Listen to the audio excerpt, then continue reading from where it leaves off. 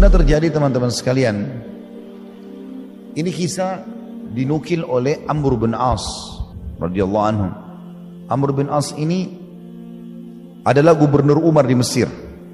Dia mengatakan, ketahuilah, demi Allah, dia bersumpah, tidak ada orang yang mencapai tingkat ketakwaan yang aku lihat mengalahkan takwanya Nabi SAW, Abu Bakar dan Umar. Lalu dia menceritakan, dan Umar memiliki banyak contoh yang menggambarkan tentang masalah itu. Dia mengatakan, satu waktu pernah ada masuk ke dalam istana saya di Mesir dua orang. Yang satu Abu Saru'ah.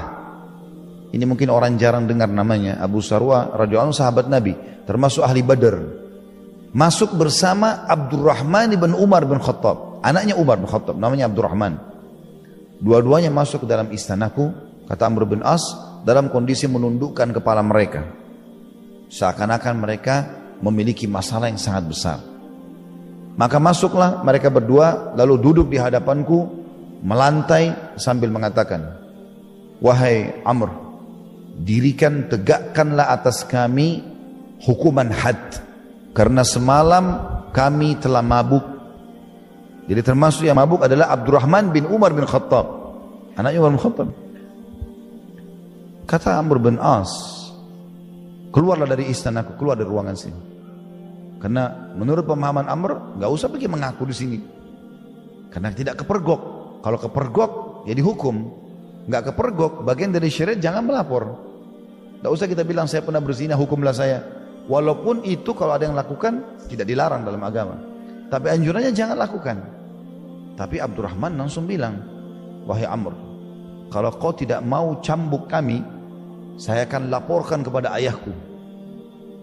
Begitu menangkap akan lapor kepada Umar, Amr bin As langsung berpikir, kalau dia tidak melakukannya maka akan dilaporkan kepada Umar. Umar mungkin akan mencopotnya dari jabatannya karena tidak mendirikan hukuman, sementara yang adalah anaknya Amir Mukminin.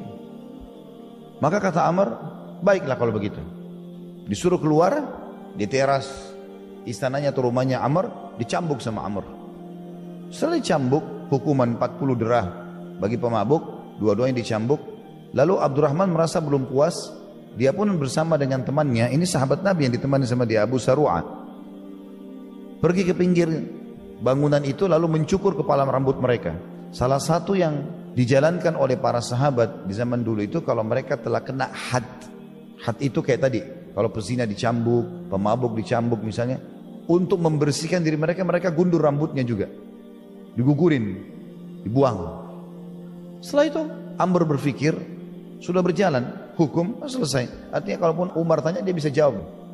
Kata Amr, gak lama kemudian datang surat Umar sampai kepada saya. Lalu tulisannya itu, dari Abdullah, hamba Allah Umar bin Khattab, kepada As ibn Abil As. Namanya dia Amr, tapi diganti dengan As. As itu pemaksiat. Dia panggil Amr bin As dengan As. As ini maksudnya kemaksiatan. Namanya dia Amr, diganti oleh Umar. Kata Umar, seberapa jauh keberanianmu untuk melanggar peraturan-peraturan yang sudah aku tentukan? Bagaimana bisa kau menghukum Abdurrahman yang telah terbukti mabuk dan buat pengakuan? Karena kan dalam Islam, kalau orang datang mengaku, tidak butuh saksi. Misalnya dia bilang, saya sudah mabuk, hukumlah saya. Tidak butuh saksi lain, karena dia sudah saksikan dirinya. Saya telah berzina, rajamlah saya. Maka tidak butuh saksi. Tegak padanya argumentasi gitu. Kata Umar, telah datang kepadamu Abdurrahman, anaknya Amir Mukminin, yang melakukan perbuatan. Lalu kenapa kau menghukumnya di teras rumahmu? Kenapa kau tidak hukum di tempat lain, umum, supaya orang semua lihat? Apakah karena dia anaknya Amir Mukminin? Dan kenapa dia cukur rambutnya hanya di teras rumahmu? Kenapa enggak di depan orang, biar orang semua tahu kalau dia melanggar? Maka kata Umar bin Khattab, kirim kepadaku sekarang Abdurrahman itu, dan aku akan kirim dari Madinah Abdullah, anaknya Abdullah bin Umar, menjemput Abdurrahman. Umar bin As suruh siapkan, dan disuruh, kata Umar, siapkan untuk dia keledai yang keledai ini enggak layak untuk dipakai, keledai yang biasa dipakai untuk narik gerobak. memang bukan untuk dilatih ngangkat manusia. Jadi ada perbedaan, di zaman dulu ada perbedaan seperti itulah. Kayak mungkin kita sekarang mobil-mobil pick up untuk angkat sampah-sampah dengan mobil yang dipakai untuk pribadi itu berbeda, seperti itu kurang lebih. Jadi ini nggak layak gitu, disuruh naik itu, dan ini meletihkan karena tidak pakai pelana. Kalau dulu hewan ditunggangi ditaruh pelana, kayak ada tempat duduknya di atas punggungnya supaya tidak sakit badan. Umar larang pakai itu, suruh pakai keledai yang biasa dipakai untuk tarik barang dan tidak boleh ada pelananya. Sampai ke Madinah, waktu itu perjalanan jauh sekali, dari Mesir ke Madinah naik ini bisa sebulan lebih dalam kondisi seperti itu.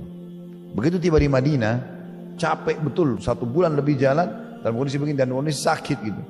Lalu kata Umar di depan orang-orang, wahai Abdurrahman, karena kau anaknya Amir Mukminin, kemudian kau dicambuk di terasnya Amr, dan kau cukur rambutmu di terasnya, apa bedanya antara kau dengan kaum muslimin? Ini bayangkan teman-teman ya, kita kalau pertemukan dengan di zaman kita sekarang, ada nggak pejabat yang mau begini, mempermalukan anaknya melanggar di depan umum untuk membuktikan hukum Allah itu harus diterapkan. Mereka malah sengaja membayar, menyogok untuk menutupi anaknya dari kesalahan. Dia malah memberikan pendidikan, nggak ada beda antara anak saya dengan orang biasa, semua sama. Setelah cambuk, kemudian dibebaskan sama Umar. Sebulan kemudian Abdurrahman meninggal dunia. Ada, kalau antum sempat baca kisah ini, ada sebagian orang mengatakan Abdurrahman meninggal karena cambukan Umar. Ini keliru. Ibnu Qayyim rahimahullah meluruskan itu. Ibnu Qayyim rahimahullah mengatakan, sesungguhnya Abdurrahman bukan meninggal karena cambukan ayahnya. Terbukti karena dia masih hidup sebulan setelah kejadian tersebut dan tidak sakit, sehat. Cuma hukuman sudah selesai. Berarti syubhat yang mengatakan Umar membunuh anaknya dengan cambukan tidak benar. Kemudian juga cambukan Umar kepada Abdurrahman bukan cambukan had yang terulang. Karena had nggak boleh diulangi. Kan sudah dihukum di Mesir, nggak boleh diulangi cambukan itu. Nggak boleh orang bilang ini tadinya dicambuk, misalnya dipangkep karena mabuk 40 derajat, di Makassar dicambuk lagi, nggak bisa. Karena sudah dicambuk, selesai. Jadi cambukan, kata Ibnu Qayyim, Umar adalah didikan ayah kepada anaknya, bukan lagi had. Jadi itu hak ayah. Boleh ayah memukul anaknya kalau dianggap itu adalah pelanggaran. Begitu juga dengan Ibnu Saru'ah radhiyallahu anhu. Dan Ibnu Qayyim mengatakan perlu digarisbawahi, Ibnu Saru'ah atau Abu Saru'ah ini radhiyallahu anhu seorang ahli Badar yang memang Allah SWT juga mengatakan melalui lisan Nabi Muhammad SAW kepada ahli Badar, berbuatlah semau kalian karena sudah diampuni dosanya. Dia rupanya sama Abdurrahman, kata Ibnu Qayyim rahimahullah, terbukti dari fakta-fakta sejarah mereka sebenarnya bukan sedang mabuk. Jadi rupanya mereka minum nabidh, kismis atau anggur biasa dicemplungin di air, dibiarkan beberapa hari nanti airnya jadi manis. Ini kadang-kadang berubah menjadi minuman yang memabukkan, tapi tidak seterusnya.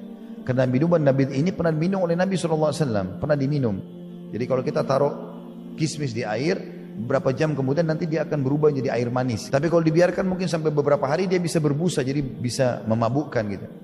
Rupanya mereka minum, mereka nggak tahu kalau itu bisa memabukkan. Kehati-hatiannya Abdurrahman, anak Umar bin Khattab, dan juga Abu Saru'ah ini khawatir jangan sampai ternyata sudah sampai pada memabukkan. Padahal mereka tidak mabuk. Cuma karena ketakutannya kepada Allah, jangan sampai hari kiamat nanti saya dihukum, itu muncul. Jangan sampai betul-betul karena status yang masuk tadi dari Nabi ini sudah sampai pada tingkat memabukkan. Padahal sekali lagi dia belum memabukkan. Itu nanti saya dihukum hari kiamat, lebih baik saya dihukum di dunia. Gara-gara kepekaannya ini, akhirnya dia pun minta untuk dihukum. Seperti itulah. Bagaimana teman-teman para salafus saleh luar biasa mereka dalam menjaga amal-amal mereka.